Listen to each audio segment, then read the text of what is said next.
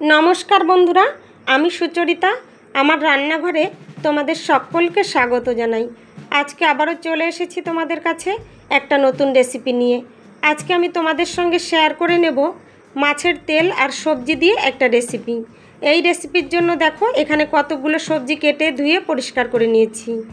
বেগুন কেটে নিয়েছি লম্বা লম্বা করে, আলু কেটে নিয়েছি সরু সরু করে লম্বা শেপ দিয়ে, একটা পটল ছিল ঘরে, সেটাও আমি লম্বা লম্বা করে কেটে নিয়েছি। দুটো মিডিয়াম সাইজের পেঁয়াজ কুচিয়ে নিয়েছি, পরিমাণ মতো কাঁচা লঙ্কা চেরা নিয়েছি, একটা মিডিয়াম সাইজের টমেটো কুচি নিয়েছি। এগুলো কেটে ধুয়ে পরিষ্কার করে নিয়েছি। এদিকে দেখো মাছের তেল নিয়েছি, পোনা মাছের তেল নিয়েছি, সঙ্গে একটু পোনা মাছের ডিমও আছে। এগুলো ধুয়ে পরিষ্কার করে নিয়েছি। এই তেলের মধ্যে দিয়ে দিলাম পরিমাণ মতো লবণ আর দিলাম পরিমাণ মতো হলুদ গুঁড়ো। এবার এই লবণ আর হলুদ গুঁড়োর সঙ্গে মাছের তেল ভালোভাবে মেখে নেব। এখানে মাছের তেল আর মাছের ডিম, বেশি নয় অল্প একটু ডিম একসঙ্গে মেখে নিয়েছি লবণ আর হলুদের সঙ্গে। এগুলো 5 মিনিট রেস্টে রেখে দিয়েছিলাম।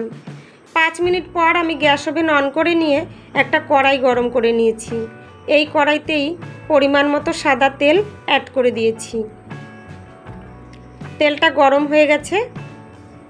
এই তেল একটু নেড়ে চেড়ে কড়াইয়ের গায়ে খুব ভালোভাবে লাগিয়ে নেব।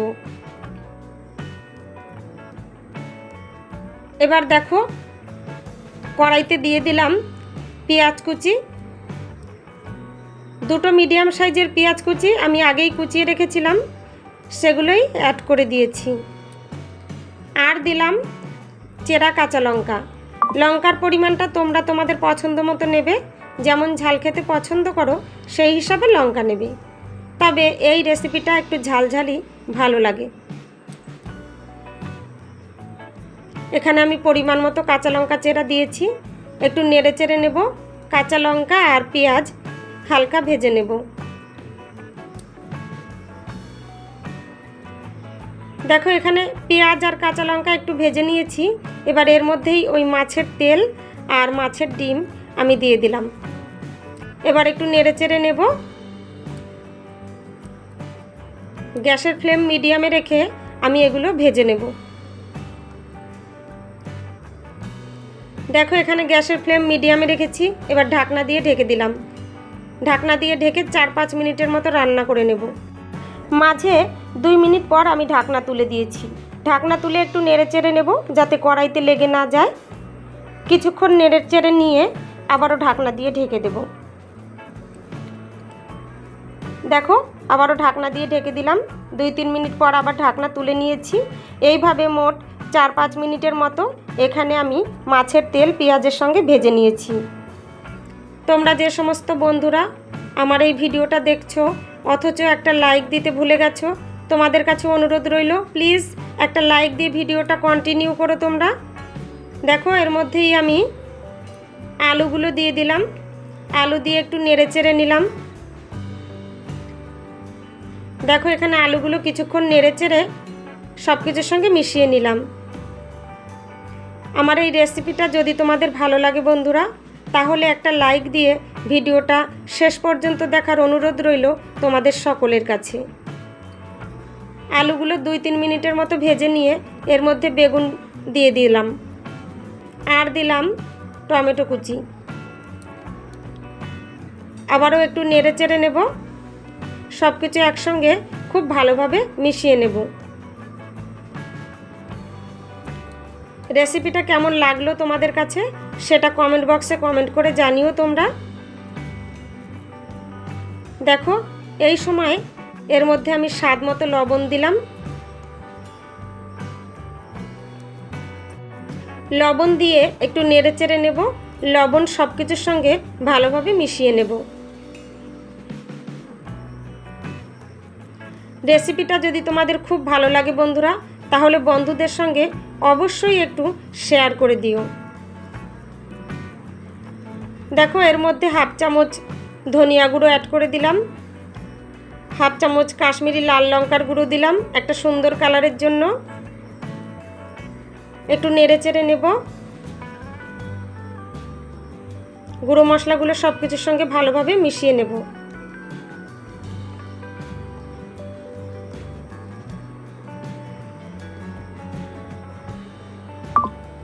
দেখো এখানে গুঁড়ো মশলা সব কিছুর সঙ্গে ভালোভাবে মিশিয়ে নিয়েছি। এবার এর মধ্যে অল্প পরিমাণে চিনি অ্যাড করে দিলাম। চিনি দিয়ে আবারও একটু নেড়ে চেড়ে নেব। চিনি সব কিছুর সঙ্গে ভালোভাবে মিশিয়ে নেব। চিনিটা দিলে সব মশলার ব্যালেন্সটা ঠিকমতো আসবে।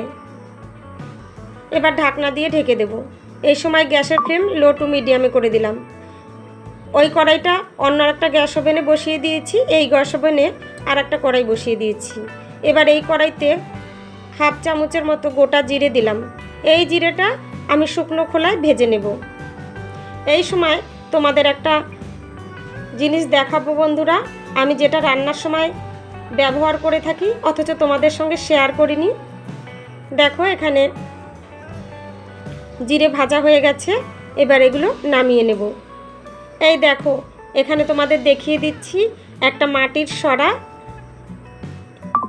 এটা আমি ধুয়ে পরিষ্কার করে নিয়েছি, তারপরেও দেখেছো রঙটা কেমন হয়ে গেছে।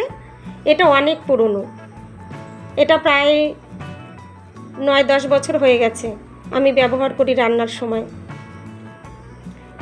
দেখো এর মধ্যেই আমি ওই ভাজা জিরে নামিয়ে নিলাম। এতেই আমি ভাজা জিরে গুঁড়ো করি।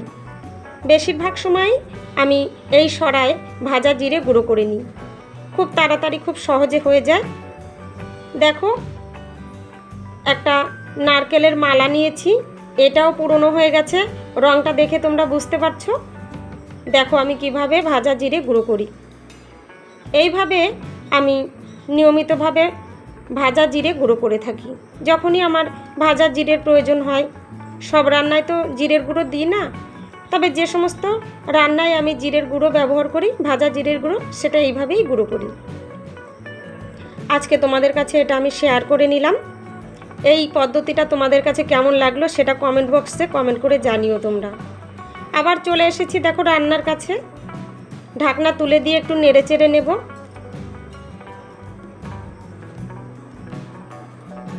দেখো এখানে একটু নেড়ে চেড়ে নিলাম।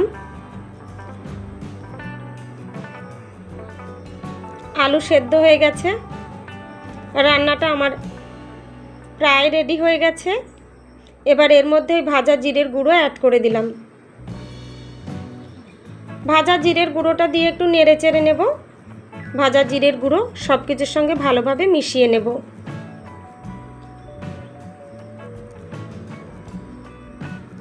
দেখো এখানে একটু নেড়ে চেড়ে নিয়ে আবারও ঢাকনা দিয়ে ঢেকে দেব।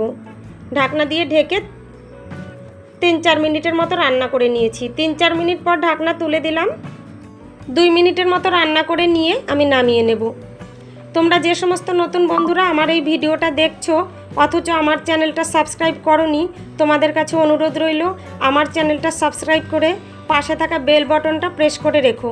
এতে করে আমার রান্না করা রেসিপিগুলোর নোটিফিকেশন সবার আগে তোমাদের কাছে পৌঁছে যাবে। তোমরা তোমাদের সময় সুযোগ মতো দেখে নিতে পারবে। দেখো রান্না আমার একদম রেডি হয়ে গেছে। এটা আমি একটা প্লেটে নামিয়ে নিচ্ছি। দেখতে কতটা লোভনীয় হয়েছে দেখো, খেতেও কিন্তু দুর্দান্ত লাগে এই রেসিপিটা। এইভাবে তোমরা বাড়িতে একবার ট্রাই করে দেখতে পারো, আশা করি তোমাদের ভীষণ ভালো লাগবে। অনেক ধন্যবাদ বন্ধুরা আমার এই ভিডিওটা শেষ পর্যন্ত দেখার জন্য, আমার পাশে থাকার জন্য।